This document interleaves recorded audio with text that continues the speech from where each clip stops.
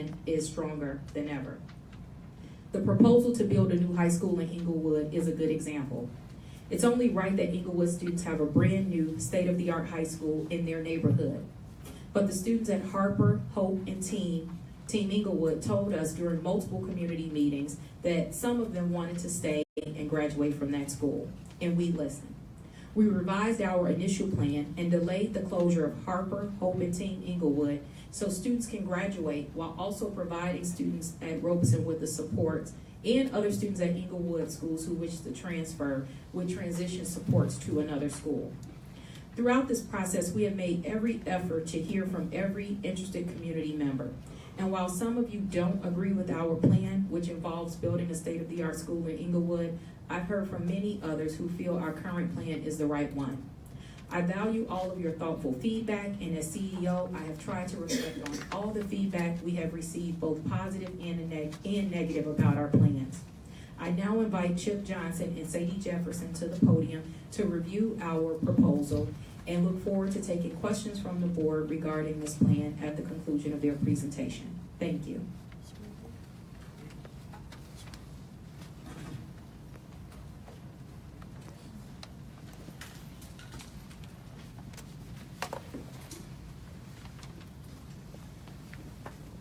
Good morning, board members, President Clark, and to everybody in the room and into our overflow.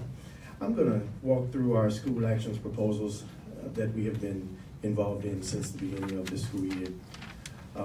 As the overview, just so that in case there's anybody in here that is not familiar with the proposed timeline, you will see that on October 1st, CPS published draft guidelines for school actions. Then on December 1st, CPS proposed school actions and the draft transition plan. January 2018, we held 2 community meetings and 1 public hearing prior to any recommendation to the board, and the CPS revised the Englewood proposal. Here today, February, CPS made recommendations to the board, and the board will vote on any proposed actions. Then following that, the board will adopt the proposals. If they're met, CPS will further develop and finalize transition plans for the students. So we'll walk right into the first plan, the Englewood plan. You will see that Englewood families are choosing not to attend their neighborhood high schools. Matter of fact, over the past 10 years, Englewood high schools have seen the declines in enrollment of 70 to 85%.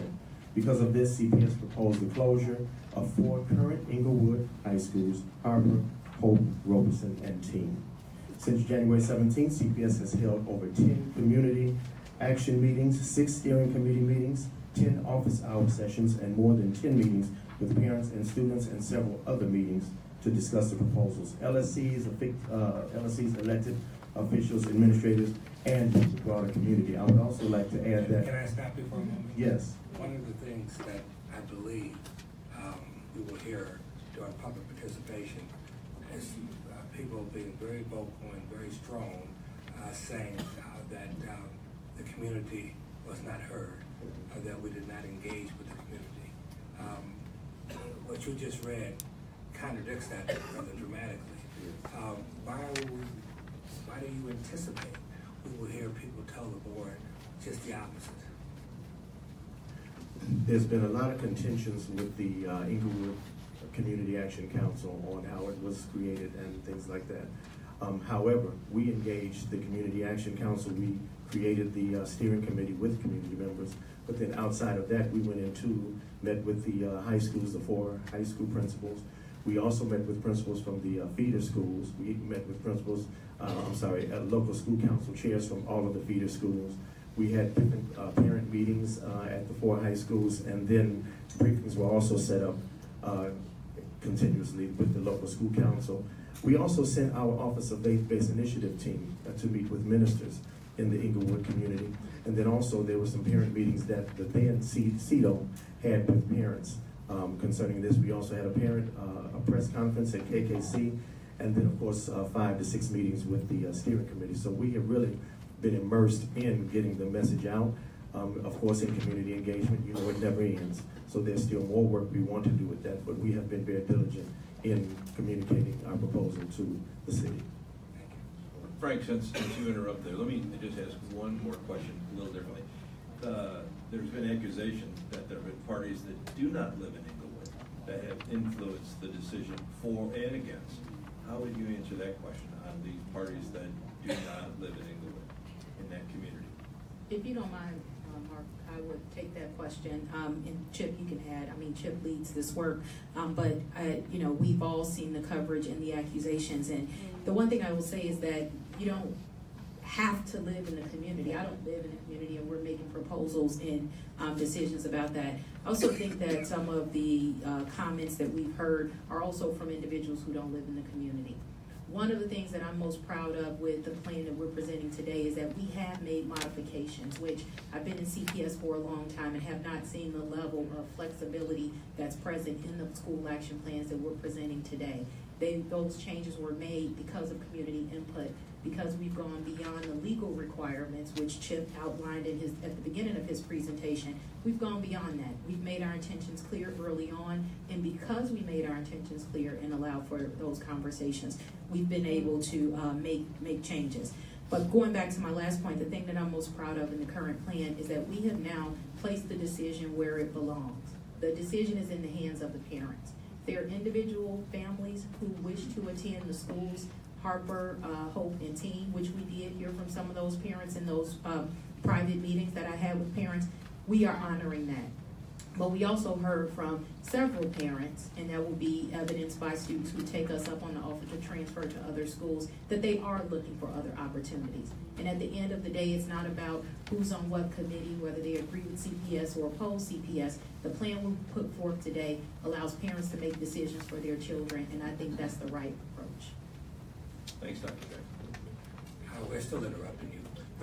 Dr. Jackson's comment brought back an insight I feel compelled to share. Over the last, 30, 40 years in decision-making roles in my professional life, something I've really learned, and I think almost everybody in the audience knows this, when people have a point of view and you agree with that, they think highly of you.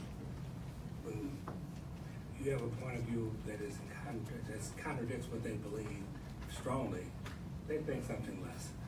And it's just something we have to deal with. It's just part of the process. Everyone has a right to speak. Everyone has a right to present their views.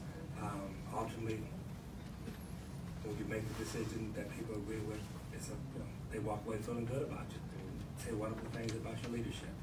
When you don't do that, they say other things. Okay. Thank you. Let me move into the revised proposal. So following the extensive engagement process, as you heard, we heard concerns regarding the proposal from the community, and specifically the desire to allow current students to graduate from their current schools. So under this proposal, CPS will continue to move forward with the development of the new state-of-the-art built on the Robeson site, and then we will allow those other students from the 3 remaining high schools to graduate over the next 3 years to allow them to finish their high school education. To walk through some of the supports that we're giving, say we will. This is so important. I almost feel like apologizing on that.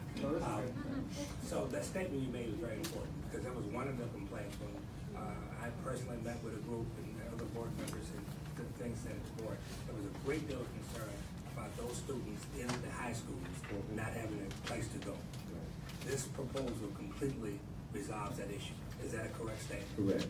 Correct. Say it again. It is correct, yes. They will be able to graduate over the next 3 years from this school. Okay. And I want to, since you interrupted, I want to say one other thing. Because it's often thought of that board members just come here and accept whatever is brought to us. That is not the case. Most of us have had children, grandparents. We feel what the community feels. We come from the community, or some of us have come from the community. When things are brought to us that affects our communities, our kids, and our schools, we vet that information. What you see is a result of us going back to Janice and the rest of them saying the initial proposal won't fly. But on another bad rap, we tend to get a rap that whatever's brought to us, we just say yay. That is not the case. That is not the case. They put a lot of work into revising this proposal, because the first one, we were not comfortable with. And so I want to say thank you to Janice and her team and to you. I'm very comfortable with this one because I think it serves the needs of the parents and the students. Thank you. So as Dr. Jackson outlined, we have revised the plan, and as part of the plan that we outlined on December 1st, robust transition supports are a key priority for the district. So as Chip mentioned, if students decide to transition from Harper, Hope, and Team, we will provide those full supports. Specifically for Robeson students throughout the month of March, we will hold one-on-one meetings with all 98 remaining 9th through 11th graders at Robeson who will be transferring next year. We will be holding a high school fair, and we will ensure that students are well informed of the higher performing options throughout the application. Students will have the option to preference up to 10 schools that they're interested in. And schools have been more than willing to host open houses to attend the high school fair and to ensure that students are well informed on the options. Can I stop you too? Yes, sir. How many students are in Robeson? There are 98 9th through 11th graders. The total 20th day enrollment at Robeson is 128. And what's the capacity of that school? The capacity of that school is 1,296. Say that again. 1,296. And how many kids are there now? 128, sir. Okay. And we have quality seats for every one of the students at Robeson if they choose to leave. Yes, sir. Quality seats being at a higher performing school. Yes, sir. Chief McDade and Dr. Jackson have been in contact with principals and network chiefs. We've had numerous conference calls, meetings here at the district to ensure that neighborhood schools as well as charter schools and other options are available and are holding seats for students. Yes, sir. This is completely out of order, and we'll get back to a orderly process in a moment. Dr. Jackson, I met with a person, I won't go into who it is, that shared information with me that there were, quote, 10,000 unfilled quality seats in schools. I'm focused on the west side right now. It would be true for the south side, I don't know the number, that are unfilled. Seats, meaning that are higher quality schools, level 1 plus schools, that are going unfilled for reasons that totally escape me. Is that accurate by any chance? I don't have the exact numbers in front of me, but 10,000 may be for the entire city, not just one region. But there are seats that are unfilled Would you explain at level 1. what that means? Yeah, there are seats available at schools that are rated level 1 and 1+ that have not been filled due to student choice. Some parents choose to go to other schools for a variety of reasons. The quality rating is not the only reason that a parent picks a school, but the district is making an effort to make sure that parents understand the quality of the school so that they're making more informed choices, and the Go CPS process is playing a big role in that. Thank you. Yes, sir. Finally, we will be providing transportation support for students, safety support. We have set aside $8.3 million to support this transition, which includes socio-emotional support, ensuring programs that are key to students like youth guidance transfer with them to their new schools. And so all that is outlined in the December 1st transition plan.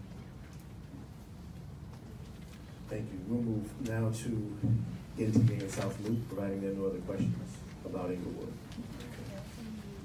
Well, based on the long-standing request from the community for a neighborhood high school, the original proposal includes reassigning NTA's boundaries to South Loop Elementary, thereby converting NTA to a neighborhood high school for the Near South area over time. So in May 2017, in response to the community's request to strengthen the educational options in that area, the Near South area, to relieve overcrowding, CPS introduced a plan to increase quality neighborhood options by expanding the boundaries of South Loop Elementary and gradually converting NTA to a neighborhood high school. We've heard concerns from the NTA community who want NTA to remain an elementary school. In that process, we did engage the steering committee. We met 6 times with the steering committee, and those were residents from the surrounding areas of the South Loop. During the past 10 months, we received extensive feedback on this proposal as well. CPS modified the proposal by adjusting the proposed attendance boundary for South Loop and modifying the transition timeline so that a majority of the current NTA students can remain at the school through high school graduation, if they choose to stay at the school. Further commitments based on the equity report that was released this week are being revised in our supports that Sadie will talk about it specifically under culture and climate. Before you do, later today, when we in public participation, I believe some of the presenters, because it's already occurred in prior board meetings, have accused us, the board and CPS management of fostering racism. What this decision somehow disadvantages black and brown kids. Address that, because what you just outlined in the proposal that I understand would say just the contrary. Plus, there seems to be, based on some of the emails I've got, why do people think that we're closing NTA when in fact we're converting it? I was just gonna say, I think the closing is a matter of just, people's feeling. They want, what we've heard from community members is that they would like NTA to remain in its current state. So any change to that is viewed as a closing or a loss for the community, which we have heard and obviously have to respond to. I think the issue around the plan and its impact from a race and equity standpoint is something that has been discussed and has complicated the plan. At the request of the community, we did conduct a race and equity analysis, which Sadie will talk a little bit about when we discuss the transition supports. What's important to know is that we intend to fully adopt the recommendations outlined in the analysis to ensure that this plan works.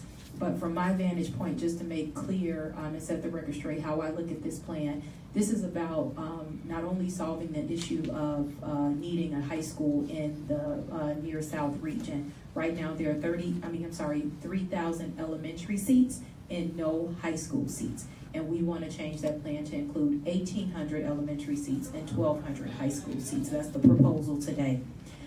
From a race standpoint, the thing that stands out most to me is that the current students who attend NTA in particular that are not in the Regional Gifted Center, who are in fact neighborhood school students who mainly reside in the Long Grove homes, the Hilliard homes, do not have the same access to high quality high schools that their peers do. And we think that this plan solves that. We've heard and you'll hear today from the NTA community that the school is a wonderful community, and we agree with that. And I think that the students who attend this school for elementary school will continue to get a high quality education in the elementary school, and they will also be able to attend this school for high school. And I think that that is a strong plan and a plan that we stand by. Sadie, would you like to take us through the transition supports? Sure. So as outlined on December 1st, CPS has budgeted $3.5 million towards transition supports. I want to clarify, because I think that this came up in focus groups that we read the race equity report, that $3.5 million is not to build the high school or to do things like that. It's actually to support the transition of students. And that came from a lot of feedback from the steering committee. We have, read the race equity report that CPS commissioned in December that was recently released, and there's some immediate next steps we can do. One thing that was heard over and over again in the focus groups was the need for a third party kind of outside facilitator to facilitate a culture and climate team to really talk about how do you successfully transition students and how do you make the culture and community feel like what the NTA community really values about their school. And so we, are committed to doing that. One other thing that we heard was, as a CPS community, we've had, as Chip outlined, numerous meetings, but people still feel like they haven't been heard and that the process hasn't been as transparent as they had hoped. And so Going forward, we're committed to additional modes of communication, a website, a newsletter, things that we can do to make sure that parents and community members are aware of what's going on. And then we heard the need to develop a timeline and actionable items should the board vote on this proposal today around the transition plan. Parents said, yep, the transition plan is nice, but tell me about the timeline, tell me about when this impacts my kids, how, what you're going to do to support them individually. And so those are three things we heard as immediate next steps. Questions? I've had several office hours with various communities this week, and one of them had to do with the Q analysis report, and I was wondering if we could just have a short conversation about that with you. How does that compare?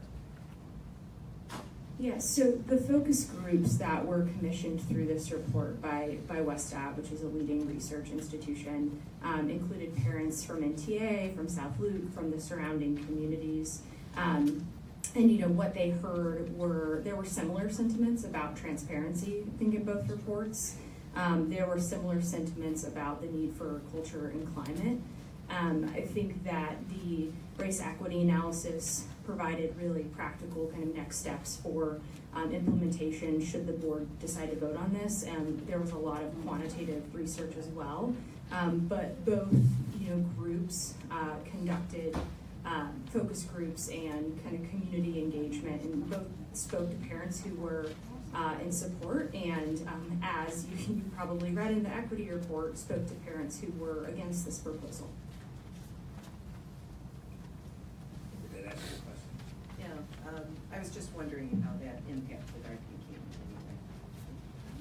Yeah, I think it provides some really good thinking, and we should be engaging that group.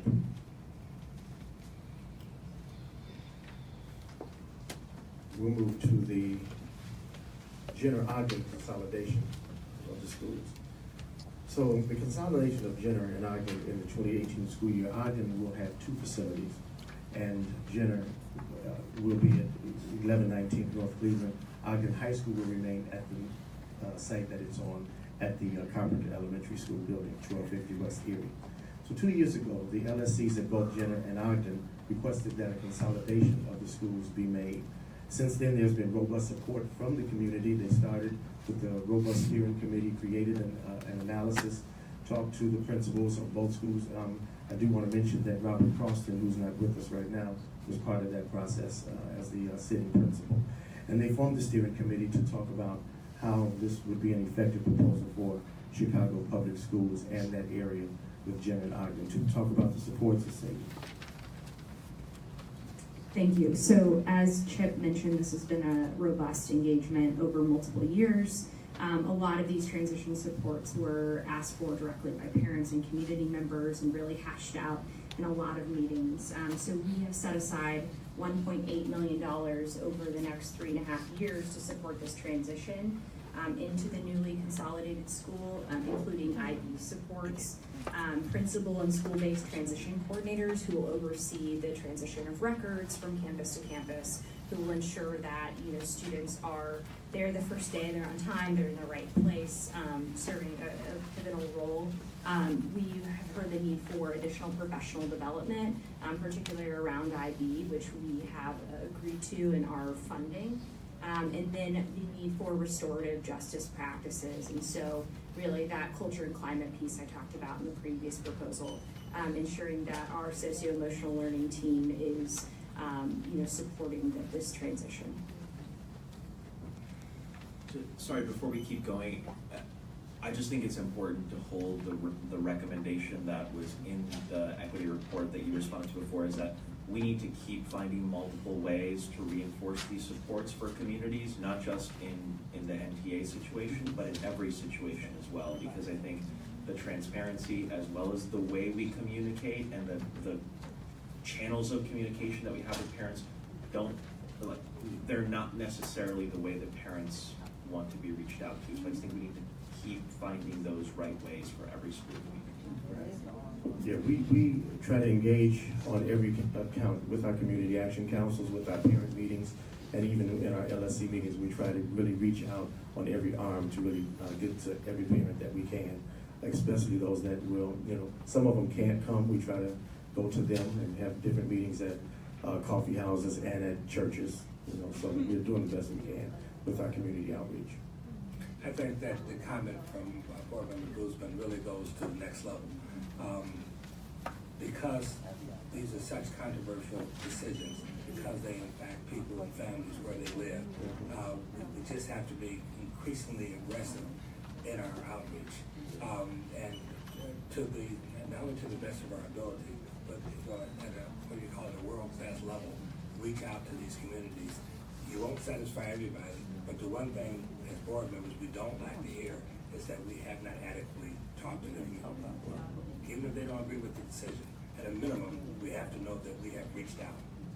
Yeah, and to add one thing, I think that Vice President Guzman's correct, right? We need to do more. I do want to highlight that, in the month of January, we held lots of parent meetings. One was held on a Saturday at Harper Elementary School, and Dr. Jackson showed up, and no one really knew Dr. Jackson was showing up, so that was interesting. But we were really excited that she did, and she did it to, no cameras, no nothing, to just talk to parents. Next week, Chief McDade's having 2 parent focus groups in the community in the South and in the West. So I think you're right, we need to do more, but I think that I've seen, and we all have seen, some improved efforts and genuine engagement in the last several months. Let me also add, President Clark, that Dr. Jackson has gone and completed 12 community roundtables with parents and members of each community from each network to sit and talk about concerns and issues that they have. So we are looking at different ways to really immerse and really impact, be more impactful in our community engagement, through her office. Our next action, Henry. I'm sorry.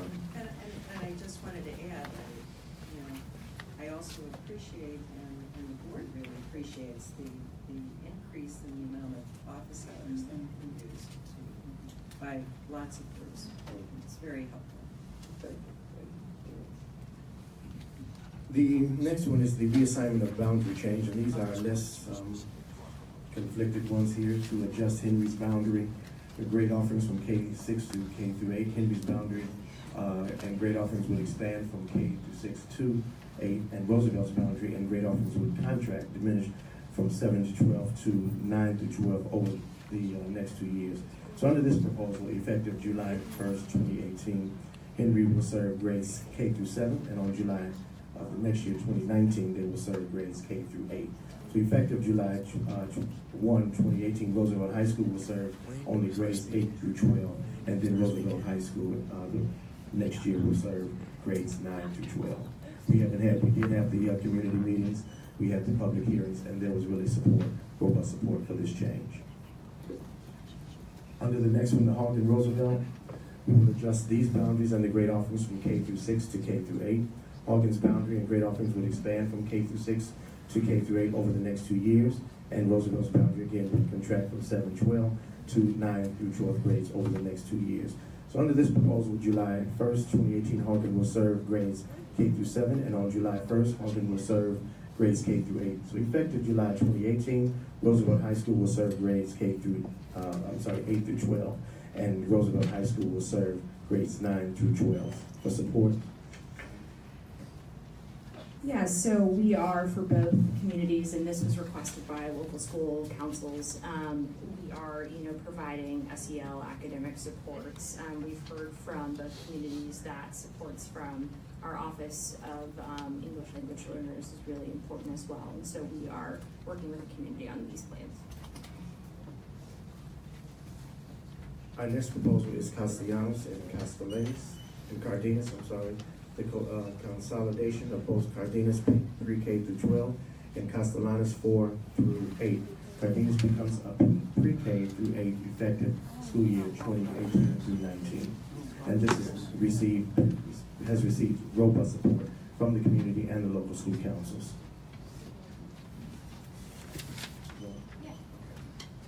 Sorry. Same that I mentioned before, we will be supporting this transition, particularly with supports from ULSE, who has been on site, and this was really supported by the community. It's important to note that the principal, Cardenas, has served as the principal of both campuses since August 22nd, 2017, so this has wide support.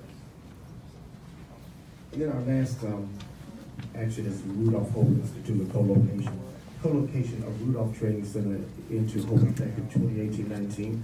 It is currently a pre-K through 5 school with 94 students that are 92% diverse learners. Rudolph's current facility is a modular, older facility, modular building that has been in place since 1972, which puts it well beyond its time of intended use. So there's been broad support. I worked on this as a network chief when I was in that area, and we have been trying to really move our students into the Hope Institute building for better services and better quality of rooms as well. So this support received broad community support. The LSCs were very supportive of the process, as well as our new principal, Holly Dakers, who led this initiative after serving as principal for about 1.5 years now, I think. And so the same traditional supports will be in place, but we are offering more, as Sadie will introduce. Yeah, so our Office of Diverse Learner Supports has been out in this site many times to talk to the community about what it takes to move the school and to make sure that students are supported. There are programs like Reading Buddies that Rudolph has really committed to and wants to continue to fund, and we will continue to fund those things. And so this is widely supported from the community. That ends our report. Board members, any other questions? Apologize for interrupting you so much, but you could see from the questions there's a tremendous amount of interest in this. You two, both of you, quite a tag team, did a great job for us. Thank you. I think you provided a lot of information to us, as the board member, and to the audience in general. Thank you very much. Does that include? Yes, that concludes the CEO's report. Okay, I have a couple of announcements to make. The first is it's time again to have applications for honorary student board member for 2018-19. The application period starts March 12th and it ends April 6th. We encourage our juniors and seniors to apply. Let's see. I always encourage everyone to use our website. It looks like you're doing that. I'll cite the website again. It is cpsboe.org. You're taking advantage of that to get in front of the board in between these meetings. And that's exactly what's designed to do, plus answer questions or address issues that you may have. And with that, the only other thing that I would the only other thing that I would say is that I hope that the members in the audience picked up maybe some information, because everyone here won't get a chance to speak. I deliberately tried to have more of a discussion just for the purposes of the folks that are here and in the overflow room that won't get an opportunity to speak, because there are really some very controversial issues. As I walked in here, I was stopped by a couple I consider to be very well-meaning, very committed people who had completely different points of view. Nevertheless, they were both passionate and both felt they were 100% correct. Just thought that this deserved more conversation, even prior to starting participation. So, Madam Secretary, please share the details for the next board meeting. Thank you, Mr. President. Before I proceed, I just want to make one clarification in terms of the application for the honorary student board member position, that it will be current sophomores and juniors that would be applying this year. So those would be our rising juniors and seniors. Thank you very much. Thank you, Mr. President. The next board meeting will be held on Wednesday, March 21st, 2018 at the CPS Loop office. Advanced registration will open at 10:30 a.m. on Monday, March 19, 2018, and will close on Tuesday, March 20th, 2018 at 5 p.m. or until all slots are filled, whichever is first. If anyone has any questions about the process,